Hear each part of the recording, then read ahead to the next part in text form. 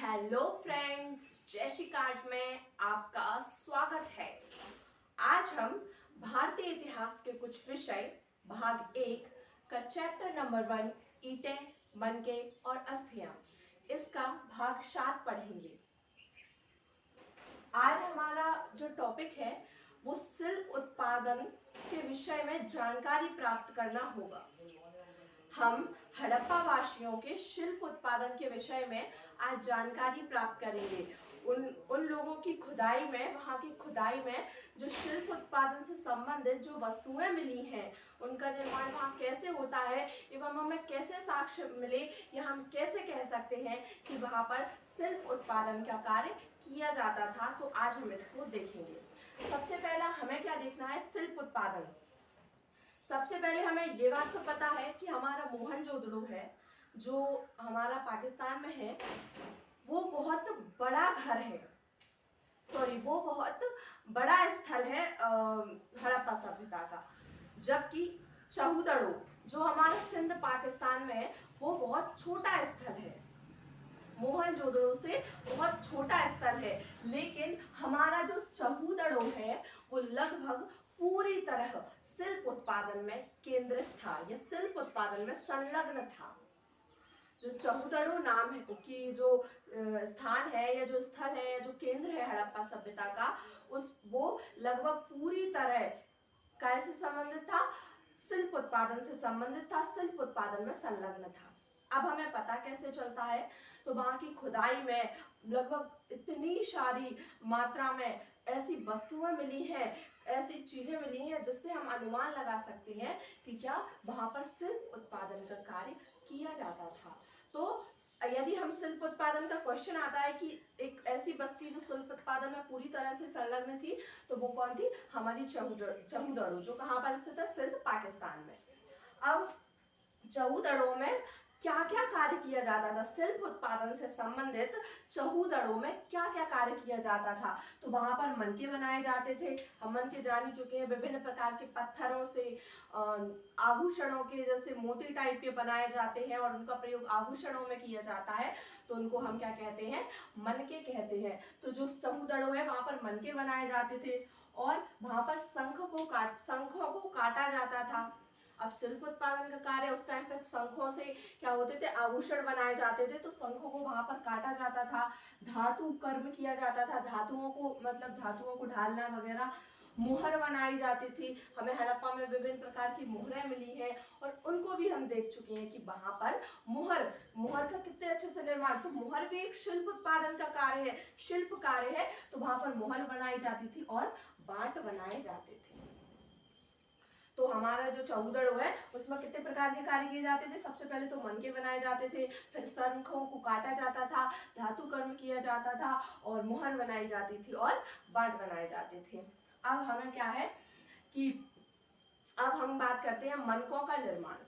अब जो मनके हैं उनका निर्माण किन चीजों से होता है, किन पदार्थों से होता है, किस प्रकार से होता है और किस आकार में होता है मनकों का निर्माण, तो वो आज हम जानेंगे। सबसे पहले है मनकों का निर्माण किन किन पदार्थों से होता है, उसके निर्माण में किन किन चीजों का प्रयोग किया जाता है।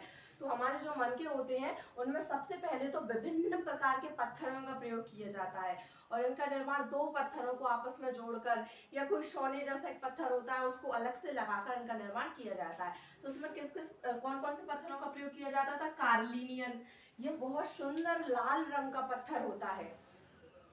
ये अपनी कच्ची अवस्था में पीले रंग का होता है, लेकिन इसे पकाकर लाल करके फिर उसके मनके बनाए जाते हैं। तो एक जो कार्लिनियन होता है, कैसा होता है, सुंदर लाल रंग का। एक जैस्पर होता है, एक स्फटिक होता है, एक सेलखड़ी। अब जो सेलखड़ी पत्थर होता है वो बहुत मुलायम पत्थर होता है।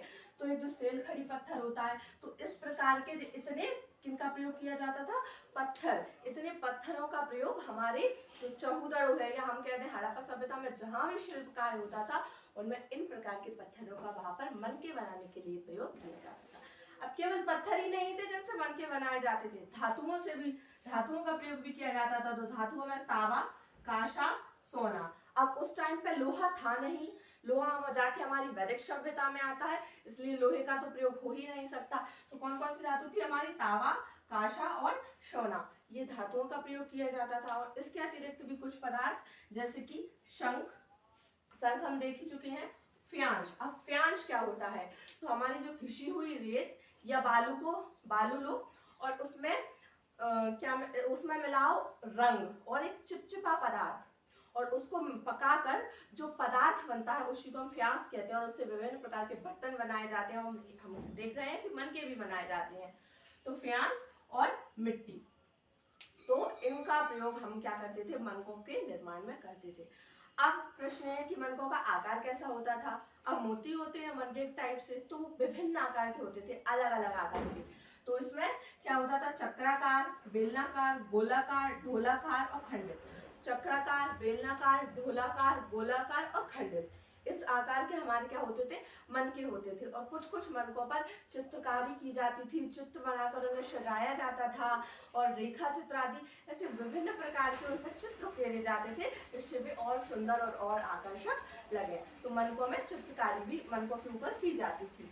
अब हमें क्या है, अब हमने ये तो पता कर लिया कि मनकों का निर्माण किन चीजों से किया जाता था और वो किस आकार के बनाए जाते थे। लेकिन अब वो बनाए कैसे जाते थे, तो हम दो प्रकार के मनकों के बनाने की प्रक्रिया को यहाँ देखेंगे। हमने एक सेलखड़ी पत्थर होता है, उससे मन के बनते हैं। और मैंने अभी आपको बताया कि जो सेलखड़ी पत्थर होता है वो बहुत ही मुलायम होता है। तो अब सेलखड़ी पत्थर के मन के बहुत ही आसानी से बन जाएंगे। जैसे कोई कठोर पत्थर है तो उसको वो चौकोर मन के या आयताकार मन के, या मतलब ऐसे उनको कम शेप या कम काट पाएंगे वो। जबकि जो मुलायम धातु होगी उसे आसानी से किसी भी अवस्था में या किसी भी आकार में बहुत ही आसानी से ढाल दिया जाएगा। तो हमारा जो सेलखड़ी पत्थर था उसके विभिन्न प्रकार के विभिन्न आकारों के मन के बहुत ही आसानी से बनाए जा सकते थे। लेकिन अब बड़े मन के तो इससे बन जाएंगे, लेकिन जो छोटे मन के इतने बारीक बारीक मन के हमें मिले हैं वो कैसे बनाए जाते होंगे। तो इस पर हमारे वैज्ञानिकों की आज तक बहुत विडंबना बनी हुई है या बहुत उलझन बनी हुई है कि बड़े मन के तो बनाए जा सकते हैं, लेकिन जो छोटे मन के और इतनी बड़ी संख्या में वहां पर मिले हैं और एक मुलायम धातु से, तो वो बहुत ही मुश्किल या कठिन कार्य होता है। पर वहां पर मिले हैं तो वो लोग बनाते तो होंगे, लेकिन वैज्ञानिकों को आज तक असमंजस है कि वह कैसे बनाते होंगे।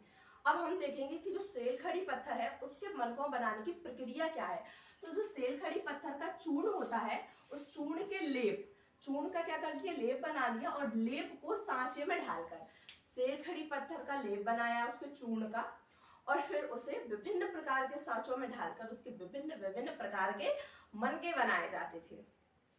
अब जो दूसरा है हमारा कार्निलियन, कार्निलियन के पत्थर से भी मनके बनाए जाते थे।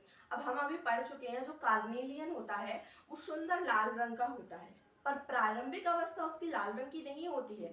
उसका जो कच्चा पदार्थ होता है या उसका जो प्रारंभिक पदार्थ होता है वो पीले रंग का होता है और उसे पकाकर लाल रंग का बनाया जाता है। अब जो सेलखड़ी हमारा पत्थर होता है तो उसके मनके किस प्रकार बनाए जाते हैं। सबसे पहले उसे तोड़ा जाता है, ठीक है, बड़ा होगा या कैसा भी, तो उसे तोड़ दिया, हमें जितना मन का बनाना है उतना तोड़ लिया। उसके बाद उसके सल्क निकाले जाते हैं। अब सल्क क्या होता है, नोक टाइप की, जैसे कि किसी पत्थर होगा वो ऐसा ऐसा है तो उसकी ऐसे नोक निकाल के और ऐसे उसको गोल करने का प्रयास किया जाता है, या कोई फिर उसकी अब सल्क निकाल लिए, फिर उसकी घिसाई करेंगे, फिर उस पर पॉलिश करेंगे और फिर उसमें छेद करेंगे जिससे वो माला में या किसी भी जेवर में आसानी से पिरोया जा सके। तो सबसे पहले तोड़ेंगे, फिर उसका सल्क निकालेंगे, फिर घिसाई करेंगे और फिर पॉलिश करेंगे और उसके बाद उसमें छेद करके हमारा मनका तैयार हो जाएगा। तो ये तो हमारा था कार्निलियन से मनके बनाने की प्रक्रिया। अब हमें पता कहाँ से चलता है कि यहाँ मनके बनाए ही जाते थे। तो हमारे जो अब जैसे ये मनकों में हमें छेद करने, अब जैसे छेद कर रहे हैं तो छेद करने के औजार तो चाहिए, छेद करने के औजार तो मनकों के लिए चाहिए। तो जो हमारे तीन स्थल हैं, चहूदड़ो, लोथल और धौलावीरा, चहूदड़ो और लोथल में पहले ही और धौलावीरा में हाल ही में अभी कुछ ही वर्ष पहले क्या मिले हैं, छेद करने के उपकरण मिले हैं। अब मतलब छेद करने के उपकरण मिल गए तो इसका मतलब क्या हुआ कि वहां पर मनकों का निर्माण किया जाता था, क्योंकि मनकों के निर्माण में जो छेद करने के उपकरण है उनकी आवश्यकता है और हमें उपकरण भी मिल गए। तो सीधी सी बात है कि वहां पर जो मनके बनाए जाते थे उनमें उनका प्रयोग किया जाता था, तो बात बिल्कुल श्योर हो जाती है कि वहां पर मनके तो बनाए ही जाते थे। तो कहा चौहदड़ और लोथल में तो बहुत पहले मिले थे, लेकिन जो हमारा एक केंद्र है धोलावीरा जो गुजरात में है उसमें अभी तत्काल में मिली है, मतलब कुछ दिनों पहले। तो और हमारा एक नागेश्वर और हमारा बालाकोट है। अब जो नागेश्वर और बालाकोट है वो सबसे पहले तो हमें ये समझ लेना चाहिए कि वो समुद्र के किनारे स्थित है। तो जो नागेश्वर और बालाकोट है वहां में शंख से बनी चूड़ियां, करछियां, पच्चीकारी आदि की वस्तुएं मिली हैं। तो वहां पर शंख से बनी वस्तुएं मिली हैं, तो कितना आसान हो जाता है समझना कि जो नागेश्वर और बालाकोट है वो समुद्र किनारे स्थित है। अब समुद्र में चूंकि शंख तो मिलेंगे ही, तो वहां पर क्या किया जाता था, शंख के आभूषण बनाए जाते थे, शंख की चूड़ियां बनाई जाती थी, करछियां बनाई जाती थी और पच्चीकारी की वस्तुएं बनाई जाती थी। क्यों बनाई जाती थी, क्योंकि ये कहाँ स्थित है, समुद्र तट पर। हम मानचित्र में इसका देख सकते हैं कि समुद्र किनारे स्थित है। अब कुछ तो ये लोग बुद्धिमान होते थे कि ये मनके ये कोई कार्य वही करते थे, जैसे कि हमने पढ़ा है कि पहले के लोग क्या करते थे कि पानी की आवश्यकता थी उन्हें, तो वो नदियों के पास जाकर बस जाते थे। जैसे कि हमारी हड़प्पा सभ्यता के जो प्रमुख स्थल है वो नदियों के किनारे बसे। ऐसे ही अब इन्हें पता है कि ये समुद्र है, यहाँ से शंख निकलेंगे, यहाँ शिल्प का रक्षा हो सकता है, तो हो सकता है कि ये जानबूझकर वहीं बसे हो। अब हमारा जैसे जो चौहदड़ो है वहां पर विभिन्न प्रकार के कार्लिन का पत्थर बहुत अच्छी मात्रा में पाया जाता है, तो इसलिए वो वहां बसे कि वहां ये पत्थर, ये वस्तुएं बहुत ही आसानी से हमें प्राप्त हो जाएगी और हम क्या करेंगे, मन के निर्माण बहुत ही आसानी से हो जाएगा हमारा। तो हमारा जो नागेश्वर और बालाकोट है वहां में शंख से बनी क्या क्या मिली है, चूड़ियां मिली हैं, करछियां मिली हैं और पच्चीकारी की वस्तुएं मिली हैं। अब हमारा जो सबसे लास्ट टॉपिक है वो है उत्पादन केंद्रों की पहचान। अब हमने पता तो कर लिया कि यहाँ पर उत्पादन होता था, पर जो इतिहासकार होते हैं वो उत्पादन केंद्रों की पहचान कैसे करते हैं, क्या वस्तुएं, क्या समझते हैं वो कि यहाँ उत्पादन होता होगा। तो यहाँ पर वो विभिन्न प्रकार की वस्तुएं, सबसे पहले तो कच्चा माल मिलेगा, किसी भी जगह पर कच्चा माल मिलेगा और औजार मिलेंगे, जो भी निर्माण जैसे शिल्पकार होता होगा तो शिल्पकार के औजार मिलेंगे। जैसे हमने देखा कि हमारे चौहदड़ो, लोथल और धौलावीरा में छेद करने के औजार मिले, ऐसे ही औजार मिलते हैं, त्यागी गई वस्तुएं मिलती हैं। अब कुछ हमन बनाएंगे तो उससे कुछ अवशेष भी बचेंगे तो वो वस्तुएं मिलेगी और कूड़ा करकट मिलेगा। एक उदाहरण लेते हैं, मान लीजिए आज हमारे यहाँ आज कोई टेलरिंग का काम करता है, ठीक है, आज कोई कपड़े सिलने का कार्य करता है। आज अब 80 हजारों करोड़ों साल बाद ये जो नीचे दब जाएगा, जब इसकी खुदाई होगी तो फिर उसका जो घर निकलेगा। अब वो घर में जाएंगे तो वहाँ मशीन रखी मिलेगी, कैंची रखी मिलेगी उनकी, और उनके कपड़े। अब जैसे कि वहां पर क्या कच्चा माल उनके लिए क्या होगा, कपड़े के थान या कुछ भी वो रखे मिलते हैं वहां पर, तो वो समझ लेंगे कि कच्चा माल मिला, तो यहाँ पर शायद होता हो। फिर औजार, अब उनको कैंची मिली, उनकी मशीन मिली, सुई मिली, विभिन्न प्रकार की ऐसी चीजें मिली जिनसे हमें पता लगेगा कि यहाँ पर ये कार्य होता था। उसके बाद फिर त्यागी गई वस्तुएं, अब जो कपड़े से जो कतरन बचेगी वो, और हो सकता है कभी कभी वो कतरनों को जोड़ के कुछ अच्छा बना भी लेते हो, लेकिन छोटी छोटी जो कतरन होगी वो तो बचेगी, वो क्या होगी, कूड़ा करकट। तो इन सब वस्तुओं से हम समझ लेंगे कि वहां पर क्या होता है, टेलरिंग का या सिलाई का काम करते थे लोग। ऐसे ही यहाँ पर क्या मिलेंगे, यहाँ का जो हमारे मनके हैं उनका कच्चा माल मिलेगा, जैसे कि ये पत्थर, ये धातु है, ये फ्यांस वगैरह। फिर औजार मिलेंगे, औजार भी मिल गए हमें, छेद करने के उपकरण मिले हैं। फिर त्यागी गई वस्तुएं मिलेंगी, छोटे छोटे टुकड़े मिले होंगे पत्थर के, छोटे छोटी, और जो उनसे वस्तुएं बनाई वो भी मिली होंगी, ठीक है। और अब जैसे कि हमें यहाँ पर ये चूड़ियां मिली, करछियां मिली, तो ये भी मिली, इनसे पता चला हमें। और कूड़ा करकट, वहां जो कूड़ा करकट मिला उनसे भी पता चला। और इन सब चीजों से हम पता लगा लेते हैं कि शिल्पकार होता है। तो चौहदड़ो में तो पूरी तरह से होता था, लेकिन हमारा जो मोहनजोदड़ो और हड़प्पा है, जो बड़े बड़े शहर है, वहां भी कुछ मात्रा में, कम मात्रा में ये चीजें मिली हैं। तो शिल्प कार्य वहां भी होता था, लेकिन क्या है, चौहदड़ो की तुलना में बहुत ही कम मात्रा में होता था। आशा है आपको आज ये शिल्प उत्पादन का, ये शिल्पकार का टॉपिक बहुत ही इजी वे में, बहुत ही अच्छे से समझ में आ गया होगा। मिलते हैं नेक्स्ट वीडियो में इसके पार्ट 8 में। आज के लिए इतना ही। Thank you so much.